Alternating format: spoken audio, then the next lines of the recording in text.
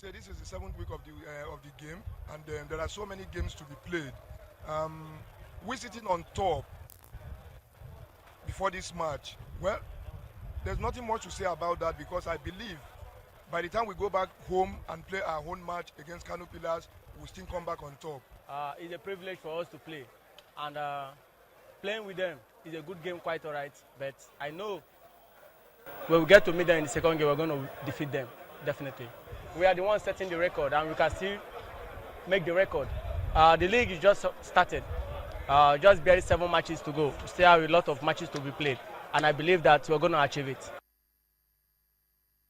Confidence they need as they take on Kano Pillars today in the league. I'm looking forward to that one. Very, very important because it will do a lot of good to football followership in Lagos. When we see the turnout today, they will understand. Because while a lot of people complain about Ikorodu United, I said, who is supporting the team? Yeah, I also asked who is supporting the team? Who is going to the stadium? You know, you go to the stadium, I can count almost the same supporters Giwa FC brought to Lagos, and that's in Lagos supporting Ikorodu United. You know, but Cecilia, after watching our show yesterday, I spoke to the media officer. I said, all the players, they watch the show and they're fired up. So, they didn't like the things that we said about them on Channels TV.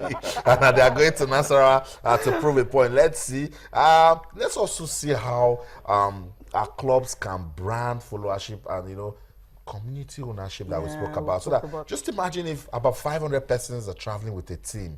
Even that team, Tana, when they say 500 persons going to Kano, you know, to support a team, you'll be fired up to give your best. Of course, definitely. You have the support away from home, and you're going to give everything. There's a young man, a footballer plays in Germany, Antonio Vipaka.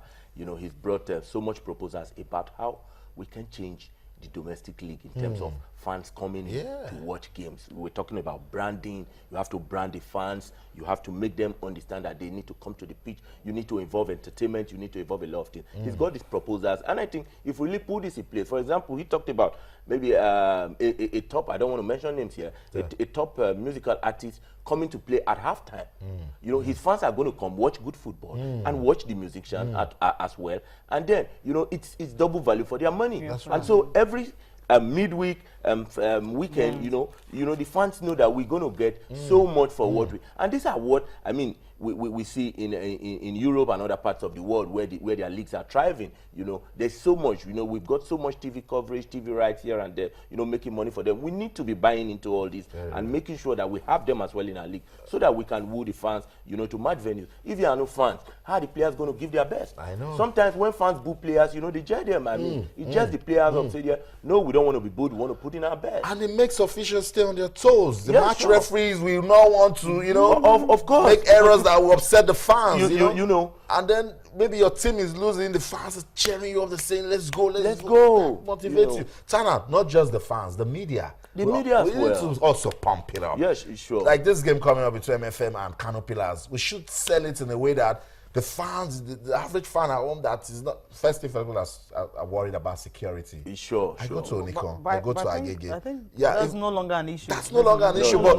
but the fans won't know if they sit in their houses. Yeah, they will definitely not know. Yeah, so they need to come. They need to see that, yes, I can come watch these games with my family. You know, we can, you know, enjoy ourselves. It's a total package for me. You know, you watch the game, you know, at home, you meet your stars, top stars, they sign autographs for you and all of that. It's a conducive atmosphere for us to watch football now. And I think all thanks to everybody, in fact, mostly the media, I must say, we've done a great job in bringing the league to where it is. We should continue. And Cecilia, another advantage of going to the stadium now to watch league games, you might just be seeing the next Super Eagles star. Sure. Because a lot of the players now play for the Super Eagles. Abia Warriors will be playing today. You will see Chisom Chikatara. You will see Austin Obuarakpo. And, you know, after they told them to, I can't stop talking about that story. After they told them to leave the Super Eagles camp, the fans in Umuaya, welcome them with their players will answer. They say, welcome back home. Their players will answer. answer. Let them go face their issues. We want you for the league football. Yeah, so Super Eagles lost. Yeah, again. Because you actually need them for this crucial game they will be playing today. I think another thing is, if you check the way the league has actually grown over the years, there was a time nobody was actually talking about Nigerian Professional Football League. Like, what's there to say about the league? But right now, there's so much to talk about it. When you're having someone going away, a player going away from home and scoring a hat-trick, and you're having players, you know, on their day, you know, just just how do I put it now? You know, you play games on Wednesday, you play on Sunday. We the media sometimes will be complaining that look, these guys are tired, but that same team who is going away from home will just nick a draw from it, and despite all the traveling worries and all that. Yeah, there's excitement. You know, the players want to give their best. They now know that, you know, I mean, in the past, you know, no matter how good you were on the local scene, you know, you won't get invited for the Super Eagles. Now they understand that, okay, if I do well while playing at home, I can play for Nigeria. You know, so I mean, these are actually this has actually geared the players into okay, we want to give our best. If I do very well here, if I play very well here, I can get a contract abroad. If I play very well here, I can play for the Super Eagles. I think all we need to do is let's look at their welfare packages again.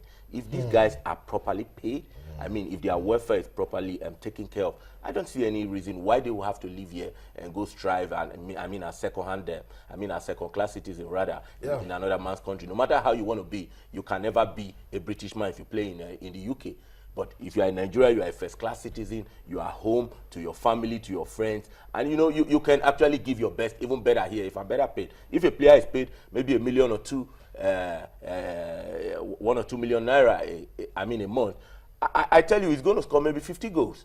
He probably not even more than Messi or Ronaldo. But when you promise that player you're going to pay the player 100,000 naira, and you can't even pay him in the next 3 or 4 months, or you give him 50,000 naira, how is he going to break? I mean, put in his best. So these are some of the problems we're having in the domestic scene, and we must address them. The players can never give their best when they are not properly paid. Exactly, very well. So everything rises and falls on how good the league is. We should fix the system. We're talking about the Pharaohs of Egypt. We say about 4 or 5 foreign professionals. The rest, Zamalek, Al Ahly, they play football. Their league system is doing so well. And if we can do that in this country, just imagine if the NFF doesn't need to worry about travel allowances for the foreign-based professionals. It will help us a lot. So we need to keep giving attention to the league. Let me just take this message on Twitter. Let's get Tana's response to it. Nasru Suleiman says that Alex Iwobi started against Barcelona should not guarantee him a shirt. Go fight for it. This is a make or man match. No gamble. See? Yeah, of course he needs to fight for his place. If he's 100% okay health-wise, you know, I think he deserves, if he proves himself well, then he deserves to start. That's right. But yeah, like I said, if I were the coach, you know, looking at his health state, if it's not too okay, then he's going to, coming from the bench. Okay, let's take this one from David Indu on Twitter. It says, Egypt has fallen to rise no more. Nigerians are okay. Nigerians have started. All right, so Egypt has fallen to rise no more. Emeka Bambam is trying to tell us the team he wants against the Pharaohs of Egypt. He says Kaoli Keme in goal, Echejile on the left, Obabona in the middle with Efe Ambrose. But he says Indifreka. No, Indifreka is not in the team. He says Mikel, Onazi, Victor Moses, Musa, and Odion Yalo. And for his substitution, he has Alex Iwobi, Kelechi Iheanacho, and Moses Simon. Okay, so Nigerians taking 2 Moseses to face the Egyptians. Yeah. In the Bible, they needed just one Moses. One Moses. Yeah, we have to. And we have to, and we have an Aaron. Oh my God! Aaron Samuel. I think he's a complete squad. Oh my God! He's a complete squad. So it seems that Nigeria is ready. Chiamela Iroha, big fan of sports this morning. He says, "Good morning, crew. I'm off to work. Yet watching my favorite sports program. I took your advice yesterday. I'm watching the show. So I said, Cecilia, good show. Well, I took your advice that we do your work while you're working. But you can also just download it and carry it along.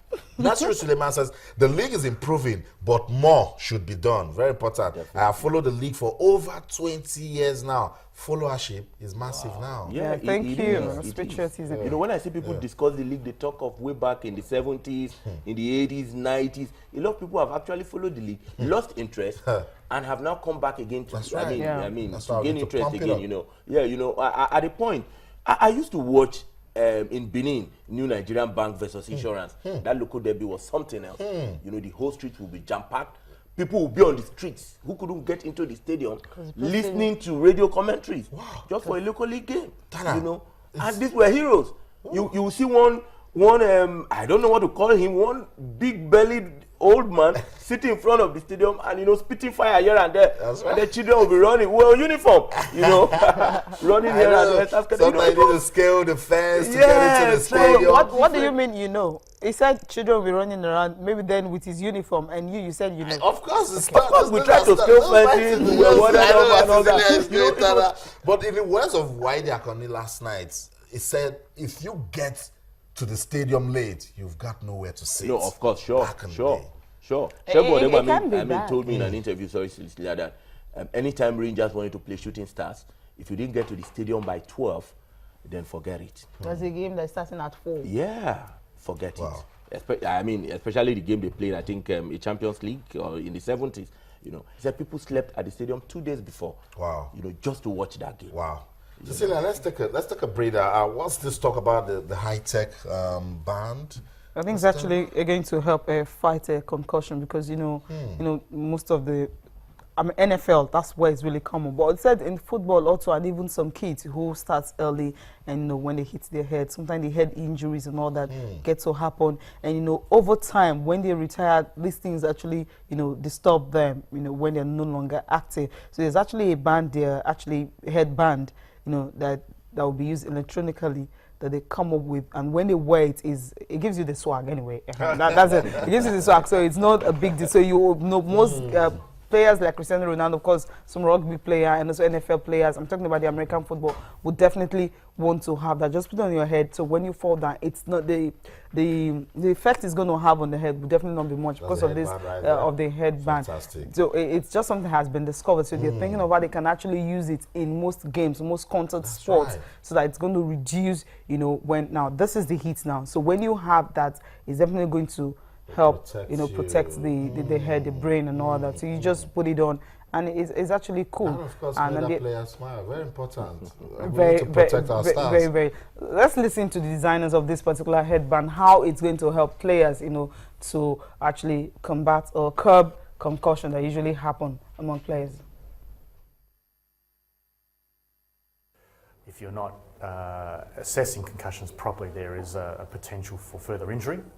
And in junior athletes, it could be catastrophic. So we really need to be able to objectively measure that. But the other part of it too is cultural and awareness. So one of the things about concussion is that it's heavily underreported by a factor of 6 to 10 of the real figure that we're estimating at the moment. So by having something like the brain band device, is that we're looking at being able to have objective measures to take out that either subjective miss sort of information or the player just not wanting to reveal that they've actually got a concussion.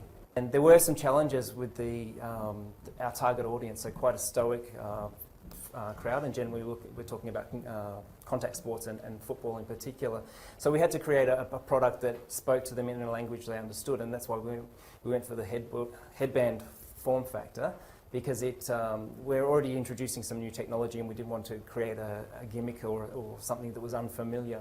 And we wanted to also create something that would be seen to be worn with pride, so something that was a crown and not a bandage, something that was symbolic of a gladiator, as our modern day sports players are. And through that, we're hoping that would filter through to the younger players as well.